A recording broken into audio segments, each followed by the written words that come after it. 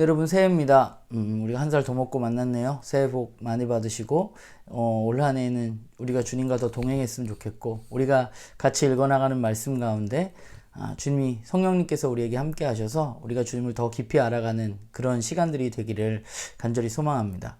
예, 오늘부터 우리가 누가복음을 시작하는데, 오늘 누가복음 1장 1절부터 25절까지의 말씀 우리가 같이 읽게 될 텐데요.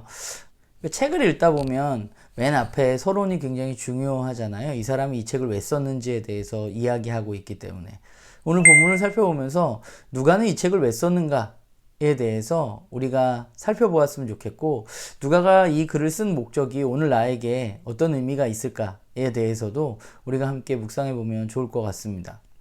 그리고 우리가 두 번째로 살펴볼 것은 천사 가브리엘이 이제 사가랴의 집안을 찾아가서 그 사가랴에게 그 가정의 아이가 태어날 것이라고 이야기를 해주는데요. 그 사가랴와 엘리사벳에 대해서 성경은 무엇이라고 표현하고 있는지 우리가 먼저 살펴봤으면 좋겠고, 또 그 사가랴 집안에 태어날 아기는 누구이며 또 그는 어떤 역할을 하게 될지에 대해서도 우리가 함께 좀 오늘 본문을 보면서 살펴보면 도움이 될 것 같습니다. 그리고 세 번째는요, 오늘 이야기를 우리가 읽으면서 이 이야기에 나오는 하나님은 어떤 분이신지 우리가 좀 찾아보고 2021년을 시작하는 하루를 보내면 좋을 것 같다는 생각을 하게 됩니다. 네, 여러분, 믿음은 어디에서 나오는 것일까요? 믿음은 저는 사실에 근거한다고 생각합니다. 이미 이루어진 어떤 사실을 듣는 것에서 믿음이 시작되는 것이죠. 그 사실이 진짜라는 것을 신뢰하게 될 때. 누가가 오늘 이 책을 시작하면서 누가는 이 책을 왜 썼을까에 대해서 이야기하고 있는데, 그는 이 서두에 자신이 이 글을 쓴 목적을 분명하게 밝히고 있습니다. 누가가 이 글을 쓴 목적은 뭔가요? 누가를 비롯한 이미 많은 사람들에게 이루어진 일을 바탕으로 그는 데오빌로, 그가 개인인지 공동체인지 어떤 특정 인물인지 특정 인물이 아닌지에 대해서는 우리가 알 수 없지만, 그러나 데오빌로라는 그 어떤 인물이 이미 알고 있는 그 믿음이 더 굳세지기를 위해서 이 글을 쓰고 있다고 누가는 밝히고 있습니다.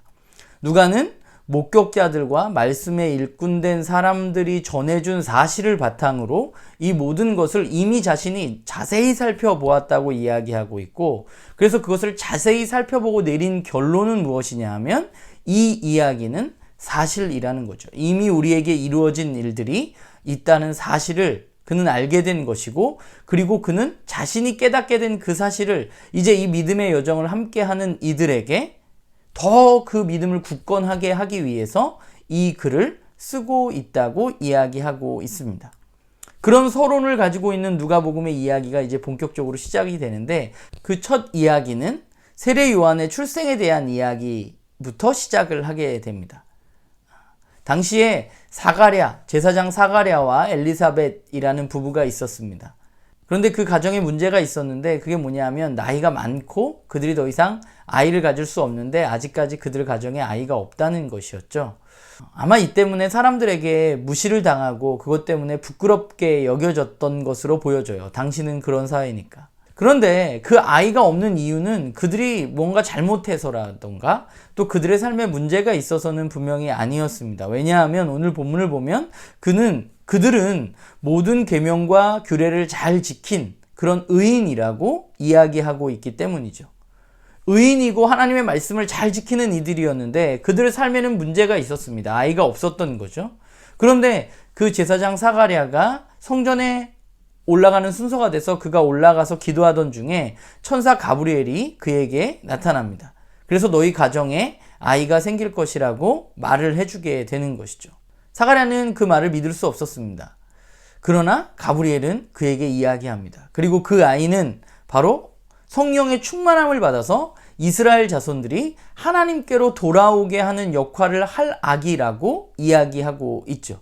그는 주를 위해서 백성을 준비시킬 사람이라고 가브리엘은 사가랴에게 이야기하고 있습니다. 사가랴가 그 이야기를 믿지 못했던 이유는 그가 현실적으로 나이가 너무 많이 들었기 때문이죠. 더 이상 아이를 가질 수 없는 신체적인 조건이 그들에게 되어 있었기 때문입니다. 그런데 하나님은 그런 상황과 어떤 육체적인 한계를 뛰어넘으시는 분임에는 분명합니다. 하나님은 그들 가운데 찾아오셔서 그들 가운데 일하시기 시작하는 것이죠. 오늘 본문을 보면서 저는 하나님은 어떤 분인가 생각해 보면 오늘 본문에 가브리엘이 이렇게 얘기하는데 너희 기도를 들었다라고 말합니다. 하나님은 기도를 들으시는 분이십니다. 하나님은 사가랴의 간구를 들으셨습니다. 그리고 그 기도의 적정한 때에 하나님은 행동하십니다.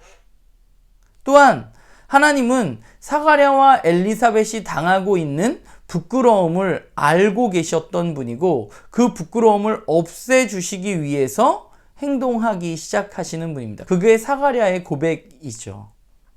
우리가 세상을 살아가다 보면 억울한 일도 많고 내 뜻대로 되지 않는 일도 참 많습니다. 난 열심히 신앙생활을 했는데 내 삶에 어려움들이 지속적으로 찾아올 때가 있죠. 그 일 때문에 사람들에게 부끄러움을 당할 때도 있습니다.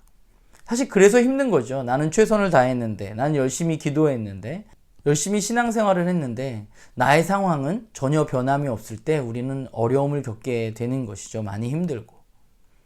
그런데 오늘 본문을 보면서 생각하게 되는 것은 하나님은 기도를 들으시는 분이시고 또 한 사람 한 사람을 돌보시는 분이십니다. 하나님은 한 사람 한 사람의 억울함, 그들의 아픔을 어루만지시는 분이십니다. 그리고 그들을 통해서 하나님의 일을 이루어 가시는 분이 바로 하나님임을 오늘 본문을 통해서 발견할 수 있는 것 같아요. 주님이 오실, 메시아가 오실 길을 예비하는 그 일을 바로 세상에서 무시당하고 부끄러움 당하고 있었던 이 사가랴의 가정을 통해서 하나님은 시작하고 계신 것이죠. 그런데 거기에 더불어 한 가지가 더 있는 것 같습니다. 나의 삶이 어떠하건 간에 나는 내가 해야 할 일을 해야 한다는 것이죠. 오늘 성경이 사가랴와 엘리사벳에 대해서 의인이라고 부르고 그들이 하나님의 말씀을 잘 지키는 사람들이었다고 이야기하고 있습니다. 나의 삶이 어떠하건 간에 나의 삶이 내 생각대로 움직여지지 않고 때로는 그것 때문에 부끄러움을 당할지라도 그럼에도 불구하고 사가랴와 엘리사벳은 하나님의 말씀을 듣고 하나님의 말씀을 살아냈던 사람들입니다. 하나님은 그런 사람들을 통해서 일하십니다. 내가 해야 할 일은 내 생각과 잣대로 하나님을 평가하는 것이 아니라 오늘 내가 하나님의 백성으로 하나님의 말씀을 듣고 그 말씀대로 살아가는 것이죠. 우리가 송구영신 예배 때 나누었던 말씀 빌립보서 1장 27절 말씀이 있잖아요. 너의 삶이 어떠하건 간에 복음에 합당한 삶을 살아라 라는 그 바울의 고백. 오늘 엘리사벳과 사가랴가 바로 그런 삶을 살아갔던 사람들이 아닌가. 내 삶엔 여전히 어려움이 있지만 그런 상황을 뛰어넘어서 복음에 합당한 삶을 살아갔던 이 인물을 통해서 하나님이 일하시는 것을 바라보면서 올 한 해 저도 새벽 예배 때 얘기했지만 어떠한 상황이 있건 간에 내가 해야 할 일, 하나님의 백성으로 내가 걸어가야 할 길을 걸어가는 그런 제가 되기를 다짐해 보고요. 나눔교회 식구들도 그런 2021년이 되기를 주님의 이름으로 부탁을 드립니다.